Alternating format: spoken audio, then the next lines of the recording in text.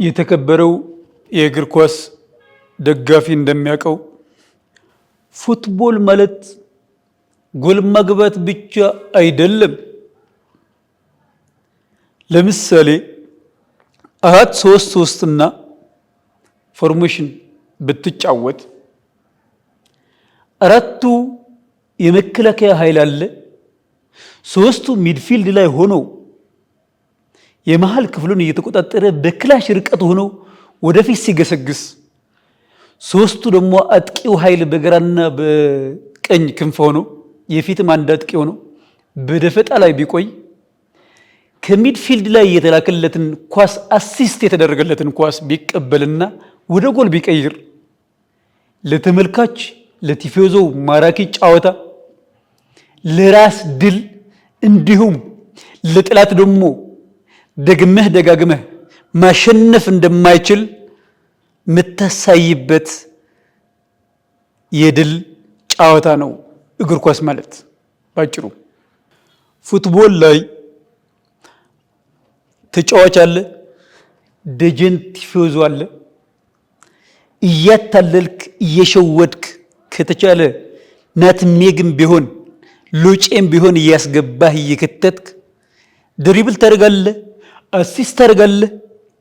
ከዛ በኋላ በኮሪደር ሳሩ ላይ ለተመልካቹ ደጀን ህዝብ እንዲሁም ለጠላት ማራኪ ጨዋታ እያደረክ ዋናው ፎካስ ግን ሜዳው ላይ ነግሰህ ኳስ ወደ ጎል መቀየርና ድል ማምጣት ከቻልክ የተቀራኒው የጠላት ደጋፊ እንደፈለገ ቢጮህ ምንም እንደማያመጣና ድል ማምጣትና ዋንጫ መብላት እንደምትችል ማሳየት ይቻላል። ይሄ የፉትቦል ህግ ነው፣ የፉትቦል ህግ ነው። እኔ በአርጀንቲናው ደጋፊ ሀሳብ አልስማማም።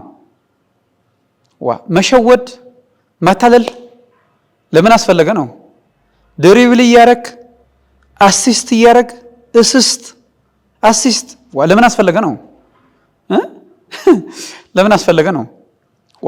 ጎል አይደለም ወይ የሚፈለገው? ውጤት አይደለም ወይ የሚፈለገው? ሎጭ እያልክ መሃል እግር እየከተትክ ለምን አስፈለገ? የሚከተት ስንት ነገር እያለ መሃል እግር መክተት ደጋፊው ክተት ቢባል ስንት ለውጥ ያመጣም ወይ አስቡት። ዋናው የምትፈልገው ውጤት ነች፣ ጎል ነች። አሲስትም ይሁን እስስትም ይሁን አድርገህ ወደ ጎል መጠለዝ፣ ኳሷ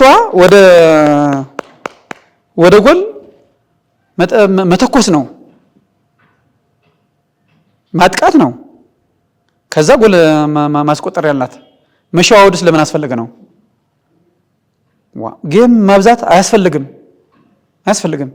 ያለህን ኃይል ተጠቅመህ በቆረጣም ቢሆን በደፈጣ በቆረጣም ቢሆን ወደ ጎል መክተት ነው ያልናት። ጎል ነው ታርጌታችን መሆን ያለበት፣ መተኮስ ወደ ጎል። አንተ ያጠቃህ ጠላት ወደ ጎል ክልል ሲገባ ሉዓላዊነትህን ጥሶ በሲክስ ያርድ ቦክስ ሲገባ በመልሶ ማጥቃት በጸረ ማጥቃት ዘመቻ መቀጥቀጥ ነው። መጣ ወደ ጎል ሲሉ መከላከል፣ ተከላከለ በጸረ ማጥቃት ዘመቻ እንደገና ወደ ጠላት ክልል መግባት ነው ያልነው። ሉዓላዊነት ሲጣስ መስመር ሲያልፍ መስመር ነው ኃይላችን ብለህ መክተት ነው የሚያስፈልገው። እኔ እንደዛ ነው ማምነው። ለኔ ፉትቦል እያልኩ ከምጠራው ይልቅ ሶከር እያልኩ በጠራው ሞር ይስማማኛል። ፉትቦል እግር ኳስ ማለት ነው እና ለስሙ እግር ኳስ ይባል እንጂ ከቻልክ በቴስታ በሄዲንግም ቢሆን በቂጥህም ቢሆን መጫወት ስለምትችል በመላው ሰውነትህ ከእጅ በስተቀር በመላው ሰውነትህ መጫወት ስለሚቻል እግር ኳስ ብለህ ከምትጠራው ይልቅ ሶከር ብትለው ሞር ጣዕም አለው እና እኔ ፉትቦል የህይወት ለሰን ነው ብዬ አምናለሁ። እግር ኳስ የህይወት ለሰን ነው። እግር ኳስ ውስጥ ማነው የሚባል በእጅህ ኳስ መንካት ትልቅ ፋውል እንደሆነ ይታመናል በእግር ኳስ ህግ። እና ከእግር ኳስ የምትወስደው ለሰን እጅህ ኳስ ከነካ ጣጣ ውስጥ ነው የምትገባው። እግር ኳስና እሳትን ጨምሮ በእጅህ ከነካቸው ብዙ ጣጣ ውስጥ ሊያስገቡ የሚችሉ ነገሮች እንዳሉ ከሶከር ከፉትቦል ትማራለህ። አንደኛው ይሄ ነው። ሁለተኛው በፎርሜሽን ጨዋታ ከመጣ እኔ ስለ መከላከል ብዙ ደንታ የለኝም። እኔ የምወደው ይሄ ሚድፊልድ የሚባል አማካይ ክፍሉን ነው የምወደው። ሸሽተህ ለመከላከልም ሮጠህ ጎል ለማስቆጠርም እኩል የሆነ ርቀት አለው እና ጠላት እየገፋ ከመጣ ከፊት ሮጠህ ለመከላከል አሊያም ደግሞ ጠላት የሆነ ክፍተት ባየህበት ጊዜ ከመሃል ተነስተህ ለማጥቃትና ግብ ለማስቆጠር የሚመች ቦታ ቢኖር ይሄ ሚድፊልድ የሚባል አማካይ ክፍሉ ነው። ስለዚህ ለመሸሽም ለመከላከልም ለጎል ለማስቆጠርም እኩል ርቀት አለው እና ከመሃል ተነስተህ ለመከላከል ከመሃል ተነስተህ ጎል ለማስቆጠር እኩል ስለሆነ እኔ የሚመቸኝ ክፍል ይሄ ሚድፊልድ የሚባለው ክፍል ነው። አሲምፕል አዛት በፉትቦል ትልቁ የጥበብ የመከላከል ኃይል ነው።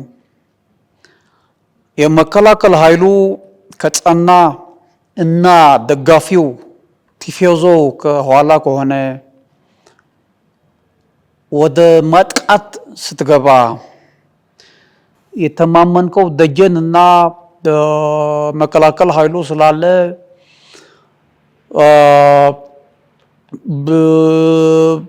የእግር ኳስ ፎርሜሽን 4-4-2 ነው፣ 4-3-3 ነው፣ 4-2-3-1 ነው ብሎ ፍልስፍና ያደረገው ማን ነው? በየትኛው አሰራር በየትኛው ፍልስፍና? ትከላከላለህ፣ ከዛ ከመሃል እየተነሳህ እያጠቃህ ውጤቶች ድሎች ማስመዝገብ ነው ትልቁ ፍልስፍና። እኛ አሁን የራሳችን የፉትቦል ፍልስፍና አለን። 6-2-2 ይባላል። 6 ይከላከላል፣ 2 ጸረ ስለያ ታደርጋለህ፣ 2 አጥቂ ክፍል አለ። ጸረ ስለያው ለአጥቂ ክፍል ይረዳል፣ ይከታተላል። ዋናው ጎል የሚያገባው ግን አጥቂ ነው። ከማሸነፍ ይልቅ መከላከልን የሰዎችን የጎል ክልል ከመድፈር ይልቅ ጎል ክልልህን አለማስደፈር ትልቁ የእግር ኳስ ጥበብ ነው ብዬ አምናለሁ። የማን ደጋፊ ናችሁ? እኔ ፐርሰናሊ የፖርቹጋል ደጋፊ ነኝ። ለክርስቲያኖ ሮናልዶ ስል ነው ፖርቹጋል መደግፈው። ግልጽ መታወቅ መቻል አለብን። ክርስቲያኖ ሮናልዶ መደግፍበት ዋናው ምክንያት እንደ ክርስቲያኖ ሮናልዶ የመሰለ ጥረህ ግረህ ብላ ሚል ለአዳም የተነገረው የባይብል ቃል በተግባር ያሳየ ታሪክን ብዳስስ ዓለምን ብታስስ ሮናልዶን የሚያክል ተጫዋች አታገኝም። እኔ የአርጀንቲና ደጋፊ ነኝ። አርጀንቲናዎች ከፍተኛ ብሔራዊ ስሜት አላቸው። አንድ ንጉስም አላቸው። ሊዮኔል አንድሬስ ሜሲ ይባላል። አርጀንቲናዎች ለንጉሳቸው ያላቸው የማያልቅና የማያባራ ፍቅር እንደ ቲም ንጉሳቸውን ሲወዱ ንጉሱን የተንከባከበ ይሻገራል፣ ዋንጫም ይበላል። እኔ ፖርቹጋል ነው የምደግፈው። የክርስቲያኖ ሌጋሲ ለቡድኑ ውጤት ከፍተኛ አስተዋጽኦ አለው። በትግሉ ነው እዚህ ደረሰው። የትግል ውጤት ነው። ድህነት ነው ዋና ጠላቴ ብሎ ድህነትን ለመቀጥቀጥ በገሰገሰው በዳብል ዲጂት እድገቱ አሳይተዋል። ስለዚህ ክርስቲያኖ ሮናልዶ ተአምረኛ ተጫዋች ነው። ተአምር መስራት እንደሚችል ማሳይቷል።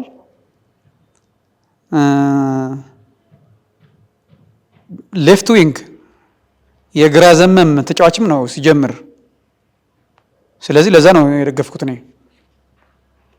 ፊፋ የተባለ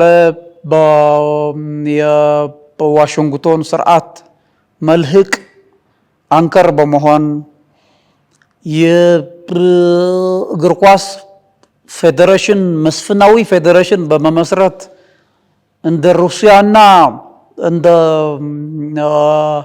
ቻይና የመሳሰሉ በእድገት የሚገኙ ሀገሮች ጣልቃ በመግባትና አይዞሌትድ እንዲሆኑ ከእግር ኳሱ በማድረግ በኢራን ላይ ተደጋጋሚ ጥቃቶች በመፈጸም ባለፈው ደግሞ ግብጽ ወደ 8ቱ ምድብ እንዳታልፍ ሆን ተብሎ ጫና በመፍጠር ከ8ቱ እንድትወጣ አድርገዋል፣ እንድትገለፍ አድርገዋል። ይሄ ፊፋ የተባለው በእግር ኳስ ዩኒፖላር ኦርደር በመስራት አሁንም እስፓኛ ላይ ጫና ለመፍጠር ሌት ተቀን እየሰራ እንዳለ እናውቃለን፣ በደንብ እናውቃለን። እነ ፖርቹጋል ዘመኑን የሚዋጅ ተጫዋች የላቸውም።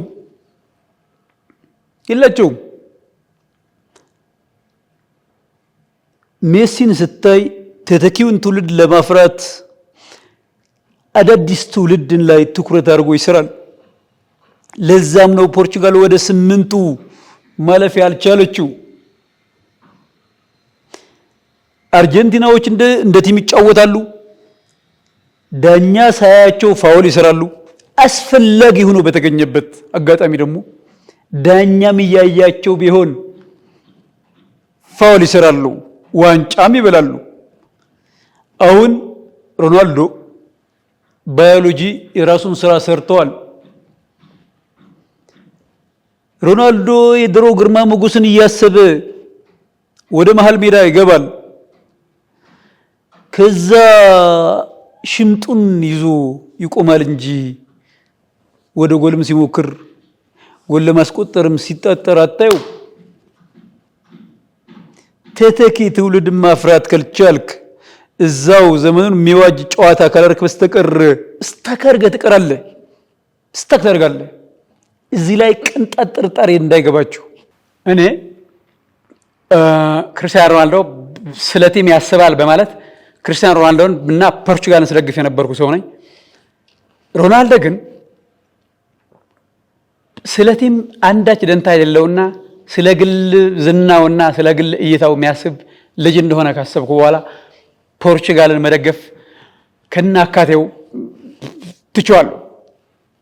ክርስቲያኖ ሮናልዶ እግሮቹን አንጋጦ ትልቅ ትንፋሽ ምናምን ብሎ ትንፋሽ ሰው ወደ ጎል ሲያማትር ቅጣት ምት መትቼ ጎል አስቆጥራለሁና ቡድኔን ያሸንፋል ብሎ ከማሰብ ይልቅ ለካሜራ እይታ የሚጨነቅ ብሽቅ የሆነ ሰውዬ ነው። የሮናልዶ ደጋፊዎች ማለቴ የሜሲ ጥላቶች ምን ብሎ ያስወሩ ነበረ? ሜሲ ቁመቱ ለመጨመር የሚጠቀመው የነበረ ክትባትና መድኃኒት ኃይል ሰጥቶት እንጂ ከክርስቲያኖ ሮናልዶ ጋር የሚነጻጸር አቅም የለውም ብለው ማያወሩት ማይቀባጥሩት ነገር አልነበረባቸውም። እና እነዚህ ብሽቅ ደጋፊዎች ማወቅ ያለባቸው ሜሲ ተአምራቱ ከቀን ወደ ቀን እየጨመረ የመጣና ማያቋርጥ ገናም አንገታቸው ለማስደፋት አንገቱ ማይደፋ ልጅ እንደሆነ ማወቅ መቻል አለባቸው። አንዳንዴም የሜሲ ጥላቶች አንድሬስ ሜሲ ጸጉሩ ረጅም ስለነበረ ጸጉሩ ኃይሉ ጸጉሩ ላይ ነው ያለው። እንደ ሳምሶን ጸጉሩ ቢቆረጥ ድንገት ደሊላ ብታገኘው ኃይሉ ያጣል፣ በፍልስጤሞች እጅ ይገባል የሚል ትልቅ ተስፋ ነበር ማለት እና ሜሲ ግን ጸጉሩም ተቆርጦ ጭምር ከድልና የዋንጫ እድል ከማምጣት በስተቀር ወደ ኋላ ማለት ያልቻለ ጠላቶቹን ማሳፈር የቻለ ልጅ እንደሆነ ደግሞ ደጋግሞ አሳይቷቸዋል። ገና አሁንም ያሳያቸዋል የሚል ጠንካራ አቋም አለኝ። ፖርቹጋል በተተኪው ትውልድ ላይ ቅንጣት ታክል እምነት የለውም። ከ21 ዓመቱ ጆአን ኔቬዝ ይልቅ በ41 ዓመቱ ክርስቲያኖ ሮናልዶ ላይ ተስፋ የሚያደርግ ወደፊትም ፈቀቅ ማለት ያልቻለ ቡድን ነው ፖርቹጋል የ2030 ዋንጫ ሲያስብ ከትንሹ የክርስቲያኖ ሮናልዶ ልጅ ክርስቲያኖ ጁኒየር ይልቅ በክርስቲያኖ ሮናልዶ ራሱ በ43 እና በ44 ዓመቱ ተአምር ይሰራል ብሎ ግን እንደገና ተስፋ የሚያደርግ ባዛውንት ላይ እምነት ያለው ቡድን ነው ፖርቹጋል። እና ፖርቹጋል ገና አሁንም የ2036 የዓለም ዋንጫ ፖርቹጋል ይበላል ብሎ የሚያስቡ በጣም ቅዠታም የሆኑ ደጋፊዎች ያሉት ቡድን ነው። መታወቅ መቻል አለበት። ከሃዲ አርጀንቲና ደጋፊዎች ብዙ ሊያወሩ ይችላሉ፣ ሊያስወሩም ይችላሉ። ለራሳቸው የ39 ዓመት ሜሲ ይዘው የ41 ዓመቱ ሮናልዶ አርጅተዋል ይላሉ። በ2030 ግን ዋንጫው እንበላለን ነው። አሁን ግን በ2026 ለጎረቤታችን ስፔን ዋንጫው እንድትበላ አጋርነታችን እናሳያለን ነው በግልጽ። በ2030 ግን አብረን ስለምናዘጋጅ ታሪካዊና ዲፕሎማሲያዊ አጋርነት ከስፔን ጋር ያለን ይታወቃል በግልጽ። ስለዚህ እናሸንፋለን፣ ተስፋ አንቆርጥም ነው አንቆርጥም። እኛ የስፓኛ ደጋፊዎች እየገጠምን ያለነው ዓለምን ለብቻዬ በሚኒፖላር ኦርደር ቋጥራለሁ ከሚል ፊፋ የተባለ ተላላኪ ጋር ነው፣ ከአርጀንቲና ጋር አይደለም። ኢስናት ከአርጀንቲና ጋር አይደለም፣ ከፊፋ ነው የገጠምን። ቢሆንም ስፓኛ ያሸንፋል። የአሜሪካ የዘረጋው ሲስተም ይሰበራል፣ እናሸንፈዋለን። አርጀንቲና እንደ ድሮ የድሮን የሚመስል ጥቃት ፈጽማ እንደምታሸንፍ ቅንጣት አልጠረጥርም። ቅንጣት አሁን ፈረንሳይና እንግሊዝ ያደርጉት ጨዋታ እግር ኳስ ሊባል ነው? ጦርነት ነው እንጂ ዝም ብለህ ኳሷ በተኩሳት ማለት በትመታት ጎል ላይ ነች ወይ የምትገባው ነው የምትለው። እኔ ሲጨንቀኝ ያለ ጎልኪፐር ነው እንዴ የተጫወቱት ነው ያልኩት። ዝም ብለህ 10 ጎል ለደረጃ በምታርገው ጨዋታ 10 ጎል ጎልኪፐር አልነበረም ወይ? ኔቱስ ብቻውን ነበር ወይ ነው ያልኩት በግልጽ። እኔ ፈረንሳዮቹን ደግፋቸው ነበረ። ቆንጆ የሆነ ፐርፊውም አላቸው፣ ሽቶዋቸው ከዓለም አንደኛ ነው ብዬ ደግፋቸው ነበር። ወደዋለሁ ሽቶዋቸው። እና ፈረንሳይ ከእንግሊዝ ባረጉት ጨዋታ ላይ ከጎል ብዛት ተጫዋቾች ራሱ አንተ ነበር ያገባው፣ እሱ ነበር ያገባው፣ አንተ ሳገባህ ወይ አንተ ሳላገባህም እያሉ እርስ በርሳቸው የሚጠያየቁበት የጎል ዝናብ የዘነበበት ሁኔታ ተፈጥሯል። ይሄ እንደ ምባፔ የመሳሰሉት ኩታራ ኃይሎች የሜሲን የወርቅ ጫማ የሚያነሳበትን እድል ለማደናቀፍ 2 ጎሎችን በማስቆጠር ያላረጉት ጥረት የለም፣ አይሳካም። ሜሲ ለተአምር የሚኖር ልጅ ነው፣ በተአምር የሚኖር ልጅ ነው። ስለዚህ 3 ጎሎች ቢሆን ሃትሪክ ሰርቶ ወርቅ ጫማውንና ወርቅ ኳሱን ያነሳዋል የሚል እምነት አለ፣ አልጠራጠርም። እዚህ ድል ለሀገራዊ ጋንታ ስፓኛ አወት ነሐፋሽ። ዋንጫው የስፔን ነው። ስፔን ትሰር ዛሬ ዓለም ይስማ። ዋንጫው አርጀንቲና ይበለዋል። ስፔኖች ሌላ 90 ደቂቃ ቢጨምርላቸው እንኳን ማሸነፍ አይችሉም በፍጹም። ዋንጫው አርጀንቲና ይበላል። ፋልክላንድ አይስላንዶች እናስመልሳለን፣ ይህኛ ነው። ድሉም የኛ ነው። አይስላንዶቹም የኛ ናቸው። ያማልን በጉዲፈቻ ያሳደገው ሜሲ ነው። ሜሲ ከያማል ጋር ማናጸር በጣም ያማል። I would rather say Messi is a thinker than he is a player. እና የስፔን ብሔራዊ ቡድን ያማል ያድ ነው፣ ሮድሪ ያድ ነው፣ ፔድሪ ያድ ነው፣ ማንም ያድ ነው። ይቀጠቀጣል ነጉድ